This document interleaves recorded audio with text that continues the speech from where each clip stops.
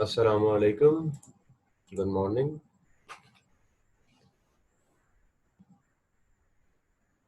I hope all of you are fine. Today we are going to talk about TCP/IP protocol suite. Previously we have discussed communication technologies on which our local area internet and the internet itself is based.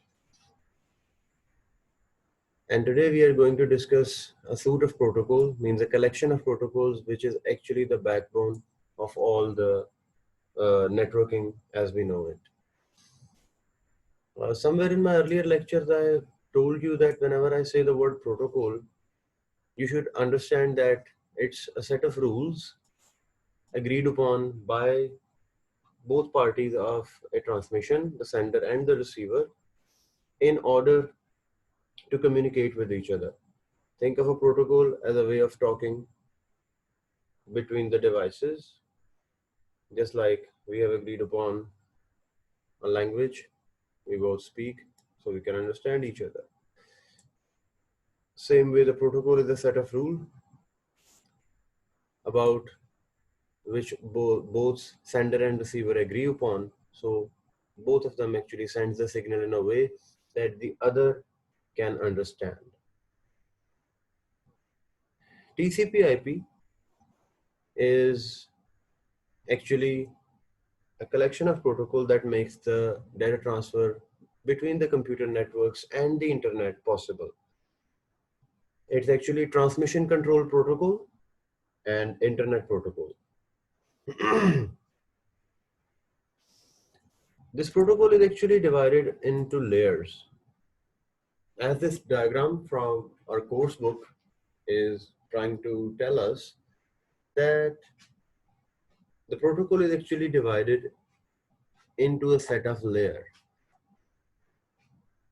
Each layer is a step in the communication process, and except the data link layer, except the physical layer in which the network interface card is existed, all the other layers are actually softwares. As I told you, there are steps in the communication. They are actually the softwares performing one step of communication process at a time and handing over the data to the next step, means the next layer. As this arrangement is already telling you that first of all, this application layer needs to work and prepare this data. If you see the annotation line I'm trying to draw here, and the data will be passed from the application layer to transport layer. The transport layer will do its magic and then send the data to the network layer. All these layers are just softwares. Do not consider them any kind of physical layer. They are not icing on the cake, just the steps performed by different softwares, one after the other. Then we have the data link layer, and afterwards we have the physical layer. And then we can see the diagram is telling us that that data is actually traveling on the internet. And as you now understand that to reach from point A to point B, a data packet has to bounce through a lot of different computers, a lot of gateways, a lot of bridges, and all these nodes can access the data through their physical layer.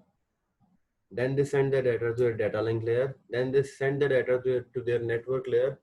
And if they realize that this data packet is not meant for them, they just pass it along. They just route it. In my previous lecture, I told you the router actually is able to direct a data packet towards its destination internet protocol, means IP address. And when it finally reaches the destination, the physical layer of the receiver is going to receive the data. Then it is going to pass the data to data link layer, and the protocols in data link layer is going to process that and then pass the data along to the network layer.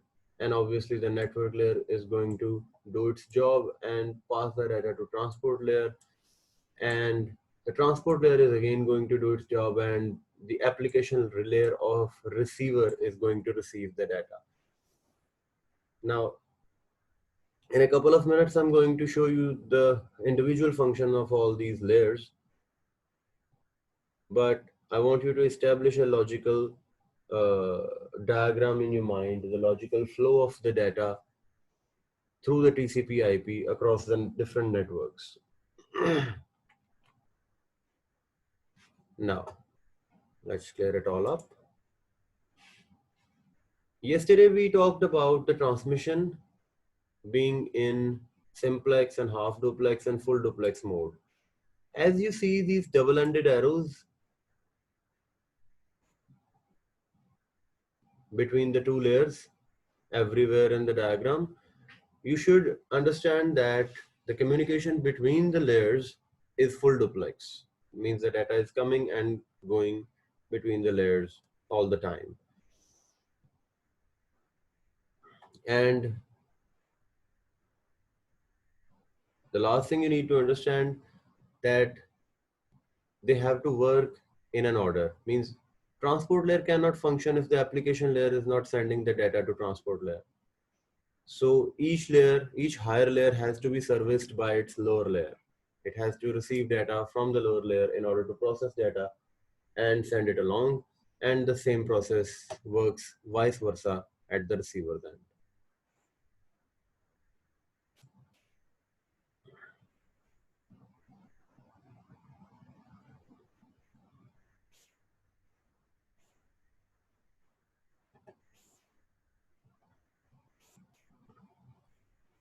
So this is again a part of that diagram. What I'm going to try and explain now what actually is the purpose of each individual layer. First off, you have your application layer. So all the application software that a user is using or the end system itself is using, they all exist in this application layer. For example, you might be using a web browser to view this lecture right now, or some other cloud meeting software, Google Meet, Zoom, Microsoft Teams, or in your daily use of internet, you use your WhatsApp, YouTube, Facebook, whatever. All the software that you're using, they exist in application layer. This layer is directly visible to the user. Then comes the transport layer. This layer actually is responsible of breaking the data down to the packets, and it has to also identify that this packet is coming from which software.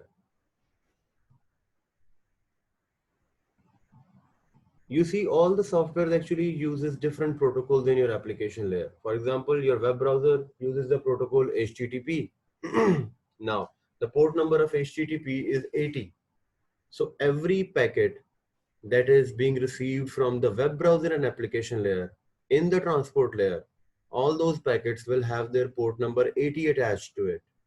So when the data has to be received at the receiver end, the receiver would know that this packet belongs to which software, which application actually generated this packet.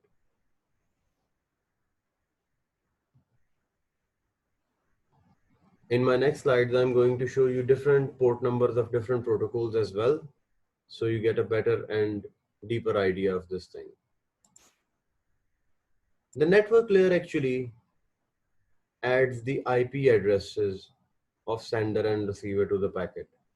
Yesterday, I showed you packet switching, and in the packet switching, it was quite clear that a packet has to bounce through different nodes of communication through the internet, different gateways in order to reach the receiver. It actually is being routed to the receiver, to the destination. How it is being routed? Because at every bounce, at every jump through a node, through a router, its IP address is checked. And through that IP address, the router knows how the packet has to be directed to the destination. Then you have the data link layer. This layer is going to arrange the data into frames. When I'm going to teach you Ethernet protocol, I'm going to tell you that the data has to be physically divided into the portions which can be then stuffed into your physical layers. Those physical chunks are called frames. They have their predefined length of bytes as well. They have their own format. Right now, you have to just imagine that the frame is the physical chunk of data which is going to be transmitted over the network. So the MAC addresses are added and a frame is made. The physical layer is where your actual connection is existing. If you're using a wireless internet connection, your wireless network interface card, if you are using a cable based connection, whatever you are using, if you are using Bluetooth to communicate over the network, your physical medium of communication is going to be here in this physical layer, which is actually making the connection possible between the user and the ISP.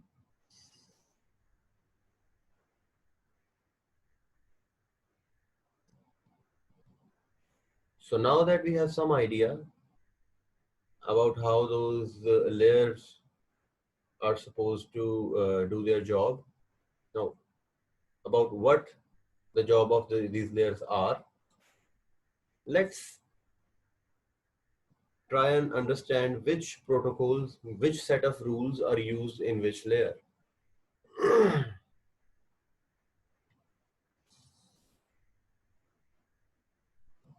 Let's go ahead and explore that in a little detail. First, we have the application layer. Earlier in my lecture, I told you that application layer is where our softwares are existing. So now I'm going to show you some of the protocols that those softwares are using. Remember, each of your software, based on its nature of work, uses a different protocol. For example, a web browser is supposed to browse through websites, different web pages of the websites. So the protocol for that is HTTP. And the more secure version that we use nowadays is HTTPS. The port number of HTTP is 80 and the port number of HTTPS is 443. SMTP is actually a push protocol which is used to get the email from your system, or in simple words, which is used to send the emails. So simple mail transfer protocol uses different port numbers, which are all like 25 or 2525 or 587. More secure version of SMTP uses the port number 465 and some more. And now I think you're getting an idea that if an application layer is sending data to the transport layer, it is also attaching the port number. So when the data has to be reassembled, we would know that which data is supposed to go where, which data is supposed to go to web browser and which data is supposed to go to some incoming mail protocol. Because if this is sending the email to some other protocol, for example, the post office protocol, POP3, is going to be receiving that email. So these port numbers are actually going to be the keys to identify the packets, that they belong to which application. DNS protocol, as we know from the second chapter of AS, is actually used to help us find the websites. Remember the DNS lookup that we discussed in AS? It uses port number 53.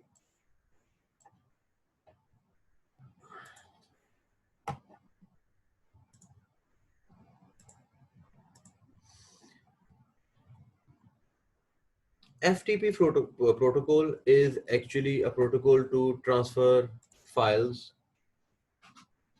over the internet. Obviously, it's a client-server protocol in which a server is hosting a file and a client can use internet to download a file from that server. FTP uses port number 21 and port number 20. The reason of these two ports, that one is actually used to send the data and the other is used to send the commands, that how this data transmission has to be started and terminated and how the error checking has to be done. The post office protocol is a pull protocol. As I told you earlier, it is an incoming email protocol. It uses port number 110, and it actually is used to receive the emails through a system.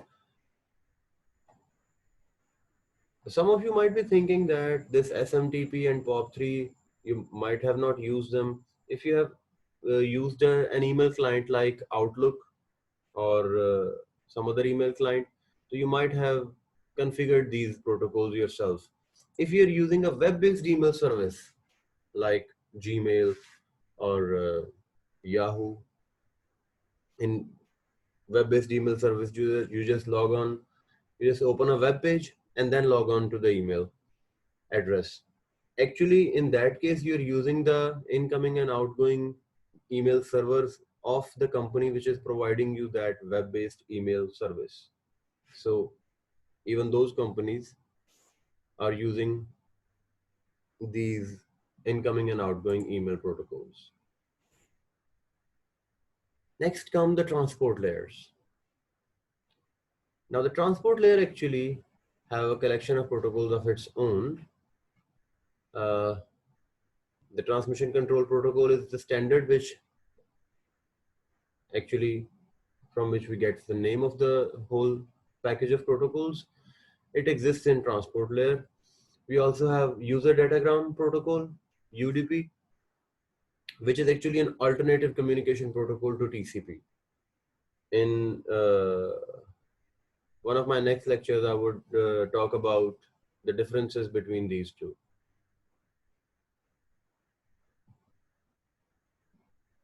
Both of these protocols uses different port numbers as per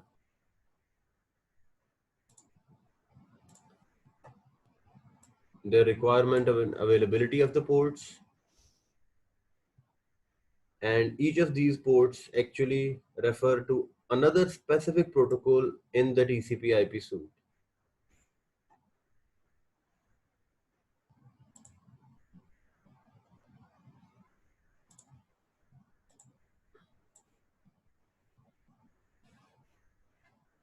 In transport layer, SCTP, Stream Control Transmission Protocol, is also included, which is used to handle the multiple streams of data at the same time between two endpoints. Endpoints mean a sender and a receiver. It has the port number 132. Using these port numbers, now we actually know that if I refer back to my diagram now, using these port numbers, you know that how each layer of TCP IP is sending data to its upper layer and how those layers are able to keep track of data. Then we have network layer. Your IP protocol exists in that layer, which is actually responsible for assigning the IP addresses to the system, to the packets, sorry. The IGMP, the Internet Group Messaging Protocol, is used to actually send a message, to actually multicast a message. In my previous lecture, we discussed about unicast and broadcast and multicast.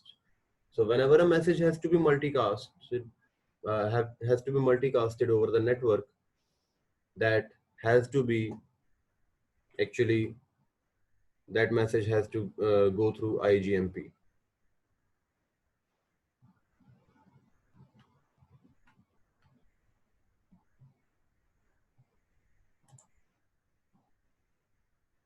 Then we have ICMP protocol, Internet Control Message Protocol. That's an error reporting protocol. As we have seen in our previous O-level syllabus, there are a lot of different ways of error handling. Now, before any of those ways of error handling comes into action, we know we need a protocol which actually detects an error. So ICMP is there to actually detect the errors that can happen or might happen in a transfer of data. Then we have ARP, Address Resolution Protocol. A dynamic internet protocol address or a dynamic IP address is something which is assigned by DHCP server, a dynamic host configuration protocol server. Every time a computer comes online, it is given a new IP address. ARP is actually maps an IP address to a physical machine in a local area network, in a LAN. You are a part of a network. So there is an IP address pointing to you. For example, your IP address can be 192.168.1.7. ARP is responsible of connecting that IP address to your physical machine. And as you might have understood that it uses the IP address to map it to the MAC address, because the MAC address is actually the physical identity of the machine.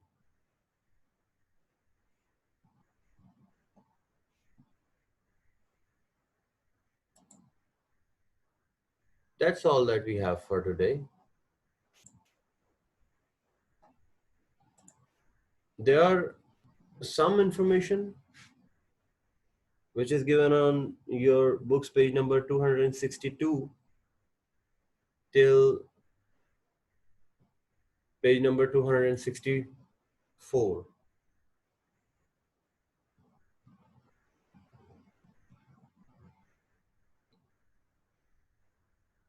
Sorry, 266.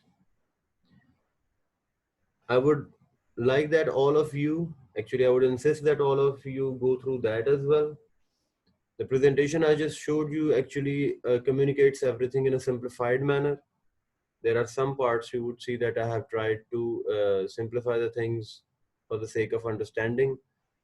I would welcome any and all questions that you might have, but I insist that you do go through the material in the book and the presentation lecture again, and do get back to me if you have any question. Thank you. Stay safe. Allah Hafiz.